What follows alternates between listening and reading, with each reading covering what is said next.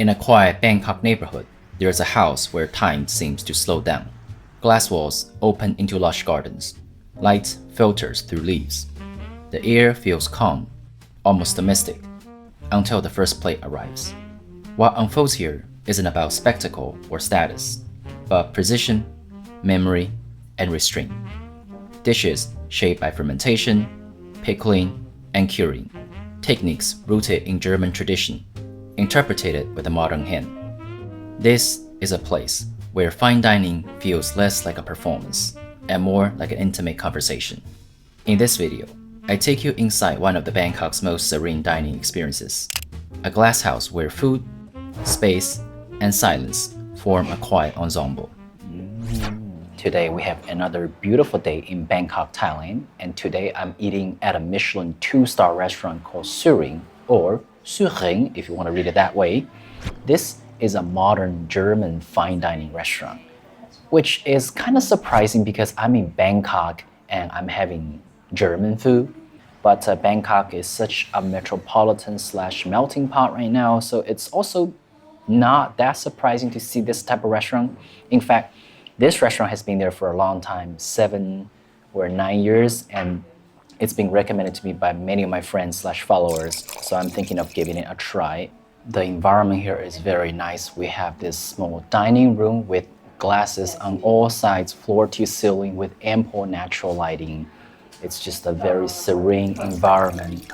I'm liking it so far. I like this one better. Our first bite. Crispy, creamy, savory, umami, a bit sweetness at the end. You already have this deep, rich flavor from the speck. Second bite, we have this beautiful creation, buckwheat tart with XL inside, pipe roll, mackerel, and crispy leek. And the flour on top is leek flour. Refreshing, a bit citrusy, and there is a combination of subtle flavors. Third bite, eel jelly with shaved horseradish.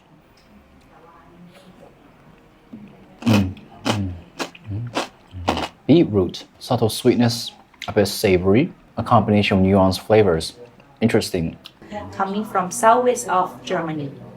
This is the drinking vinegar which made from Weißburgunder or German Pinot Blanc.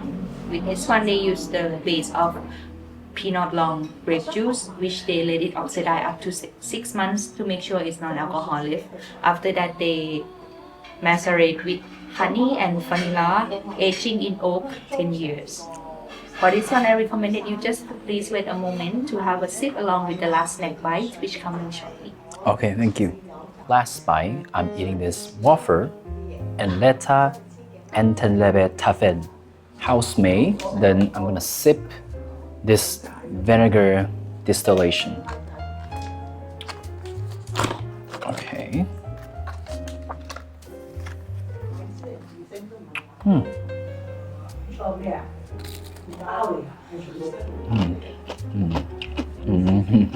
Foie gras with a little bit of fruity jelly in it. A little sweet, very creamy.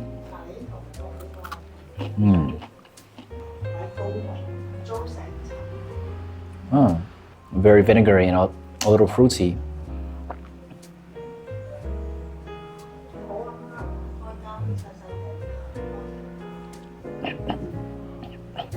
Oh. Wow.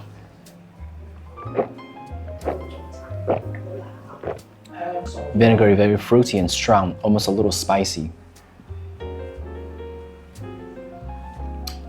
A bit hawthorn flavor, almost different berries.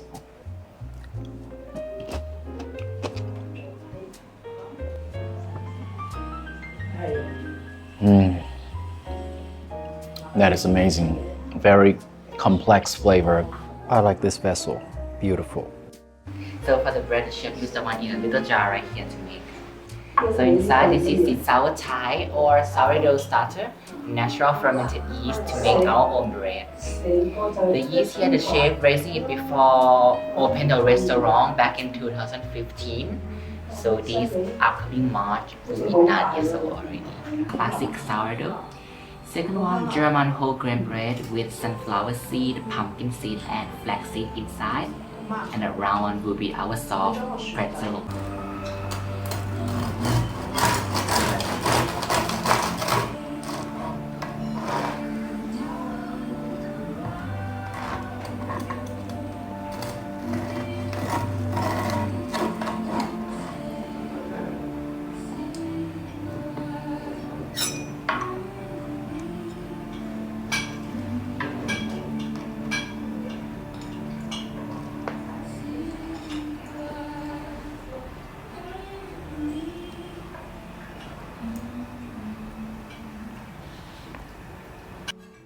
Moving on, we have this beautiful dish, a pâté en croûte, so wrapped in the pastry and sliced. This is white boar, and there's duck liver, lard, pistachio, and there is a cracker on the side. Looks absolutely beautiful.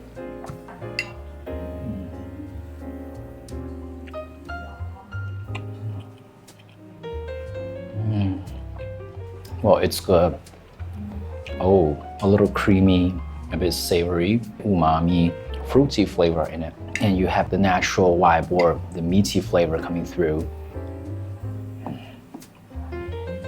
Multiple different texture in there too. Really nice subtle balances. Slightly sweet, acidic, herbal, refreshing, crunchy texture. Really nice. Let's try some bread here.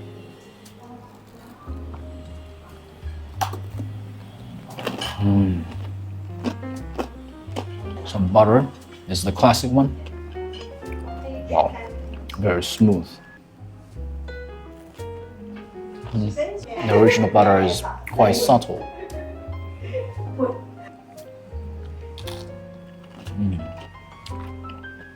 But still a very nice dairy aroma. Some more bread.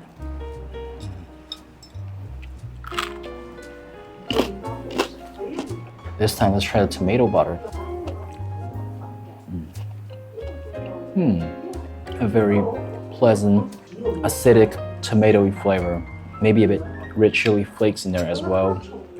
Moving on, we have poached Arctic char in a cauliflower horseradish cream, and the foam is made with riesling. And on the side, we have a tart, again, a cracker at the bottom. Then we have roasted almond cream, caviar, and ikura. Let's try the fish here. Very tender and succulent. You have this subtle cream with just a little bit of cauliflower flavor coming through. The rising foam just adds a bit weak acidity there, and it just enhances the dish ever so slightly. Also a small piece of pickle there. Very delicious. And so far I have noticed that all the dishes are not super strong in flavor, but just like well balanced and more restrained. Maybe because it's a winter menu, plus it's German food, that might just be one of the characteristics. Well, we're legit summer in Bangkok.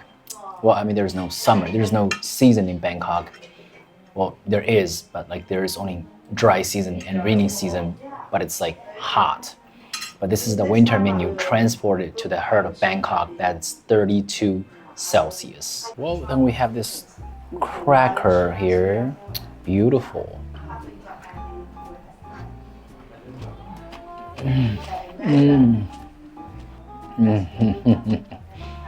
That is umami maximum from two types of caviar slash roe. It's really creamy, a little salty, a little minerally.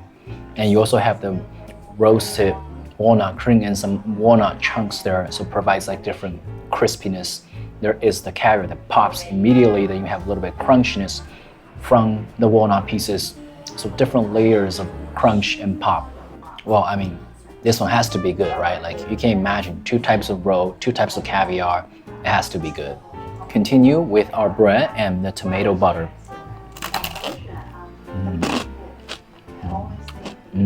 Quite interesting.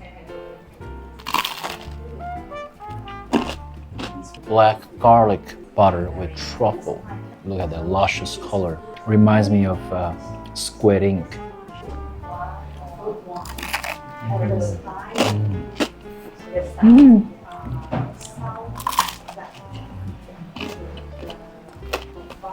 Thank you.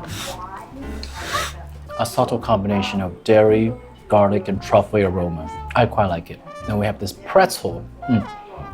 Bowl-shaped pretzel. First time seeing it. Oh, real fluffy, but tastes like pretzel.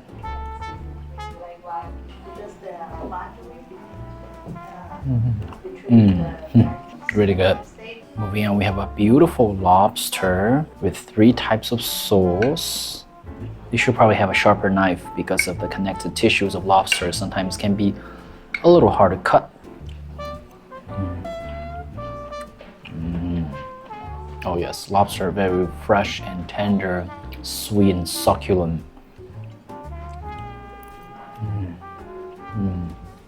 The sauce has a bit of the seafoodish flavor, complex, subtle umami, and it uses these herbs such as tarragon, which goes well with seafood, so to enhance the flavor.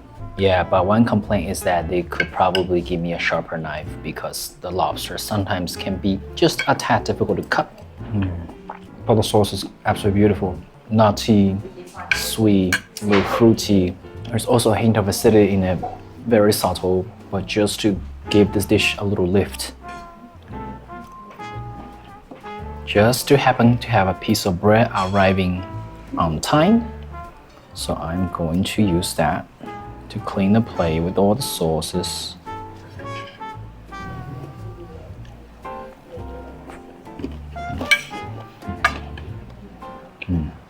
The duck is a French breed duck.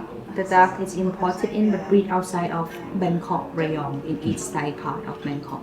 So it's located in one of the most popular organic farm called Hong Pai Farm. For the duck, our chef dry age 10 more days to get more measurement for the meat, then roasted sear on the bone and the skin. After this, allow me to send back to the kitchen so the chef can start to select the best part for your main course. Moving on, we have this truffle course, egg yolk, pork shoulder, onions and potato foam, and with Perigold truffle on top. Very generous. Okay, oh, we have the foam, we have the egg yolk. Oh, look at that, luscious. That looks amazing. Fully mixed a bit. Pork shoulder slices.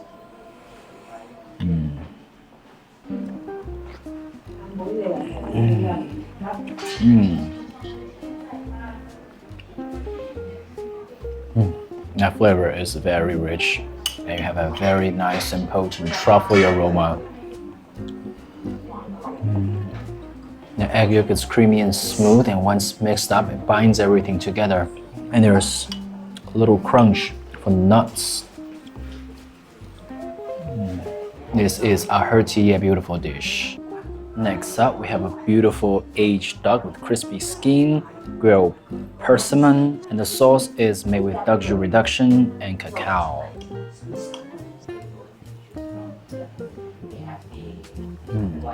Wow, crispy skin, tender meat, nice aroma, slightly seasoned with a little spice, no gaminess, no strange flavor.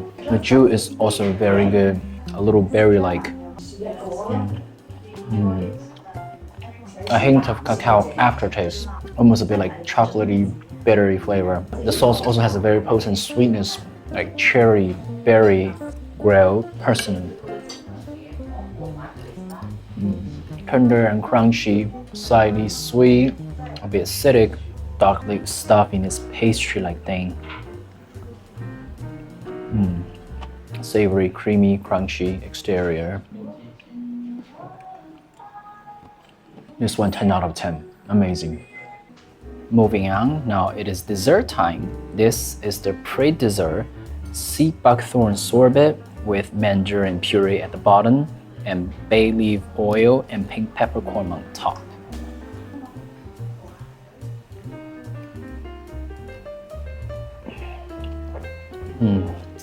This is amazing. Really refreshing, slightly fruity, slightly herbal, slightly peppery, and the pink peppercorn is very smooth. It's not the typical black peppercorn flavor. This one is a bit more like almost a bit more floral. A bit spicy, and the refreshing scent from the herbal oil. This is one of the best sorbet I've had. Definitely like top 2. In case you wonder what's my other top sorbet, it is the yogurt strawberry sorbet from Michelin 3-star chef's table at Brooklyn Fair in New York City. But that restaurant no longer exists because it flopped. There's a story behind it, but I'm not gonna go over it in this video. Then moving on, we have yet another beautiful dessert. This is Sühring's version of black forest cake. At the bottom, we have a chocolate ganache, and there is a cherry compote inside. And here we also have a sherry brandy foam, because classically, a dessert cannot be called black forest cake unless it uses a sherry brandy. And in this case, it's in this foam. Oh, fruit compote inside. Very typical classic black forest cake flavor, but better with the addition of the fruit compote in there. Also, let's try a little bit of this cream.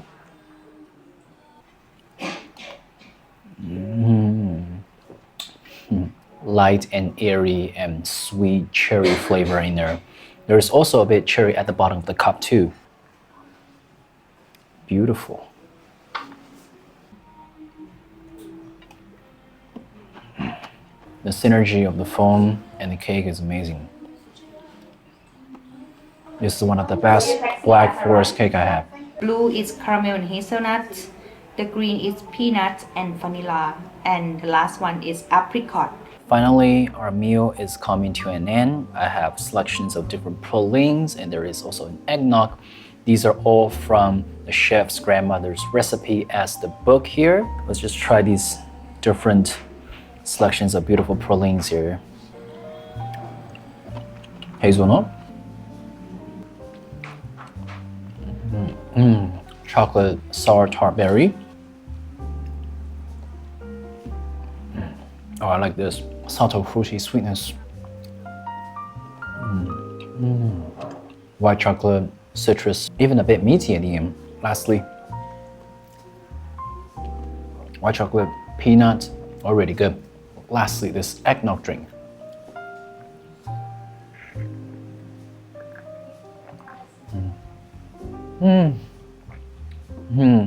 Oh, there's liquor in there. A bit cinnamon. Ooh. Didn't expect that.